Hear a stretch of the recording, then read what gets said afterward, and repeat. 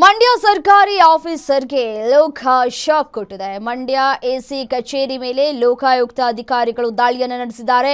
ಇಬ್ಬರು ಡಿವೈಎಸ್ಪಿಗಳ ನೇತೃತ್ವದಲ್ಲಿ ಕಚೇರಿಯ ಮೇಲೆ ದಾಳಿಯಾಗಿದೆ. ಅಧಿಕಾರಿ ಸಿಬ್ಬಂದಿಯ ಮೊಬೈಲ್ ಅನ್ನು ವಶಕ್ಕೆ ಪಡೆದುಕೊಂಡು ಶೋಧ ಕಾರ್ಯವನ್ನ ನಡೆಸಲಾಗ್ತಾ ಇದೆ. ಸಮಯಕ್ಕೆ ಸರಿಯಾಗಿ ಕರ್ತವ್ಯಕ್ಕೆ ಹಾಜರಾಗ್ತಾರಾ? ಸಾರ್ವಜನಿಕರ ಅರ್ಜಿಗಳ ವಿಲೇವಾರಿ ಹೇಗಿದೆ?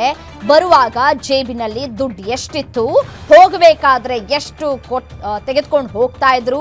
ಗೂಗಲ್ ಪೇ, ಫೋನ್ ಪೇ ವಹಿವಾಟಿನ ಬಗ್ಗೆಯೂ ಚೆಕಿಂಗ್ ಅನ್ನ ನಡೆಸಲಾಗ್ತಾ ಇದೆ. ಸಾರ್ವಜನಿಕರಿಂದ ಸಾಕಷ್ಟು ದೂರುಗಳು ಕೇಳಿಬಂದಿತ್ತು. ಈ ಹಿನ್ನೆಲೆಯಲ್ಲಿ ಈ ರೀತಿಯಾಗಿ ದಿಢೀರ್ ಅಂತ ದಾಳಿಯನ್ನ ಮಾಡಲಾಗಿದೆ. ಜನರಿಂದ ದೂರು ಮತ್ತೆ ಅಹವಾಲನ್ನ ಸ್ವೀಕರಿಸಿರುವಂತಹ ಲೋಕಾಯುಕ್ತ ಅಧಿಕಾರಿಗಳು ಈ ರೇಡ್ ಅನ್ನ ನಡೆಸಿದ್ದಾರೆ.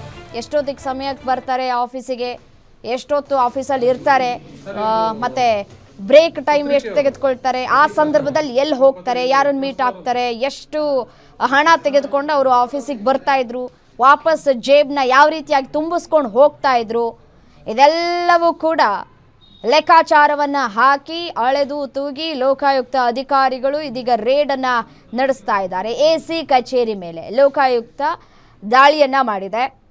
ಡಿವೈಎಸ್ಪಿಗಳ ನೇತೃತ್ವದಲ್ಲಿ ಈ ಒಂದು ಕಚೇರಿಯ ಮೇಲೆ ದಾಳಿ ಆಗಿರುವಂಥದ್ದು. ಸಿಬ್ಬಂದಿಗಳೆಲ್ಲರೂ ಕೂಡ ಅಲ್ಲೇ ಕೂತಿದ್ದಾರೆ. ದೃಶ್ಯದಲ್ಲಿ ಕೂಡ ಗಮನಿಸಬಹುದು.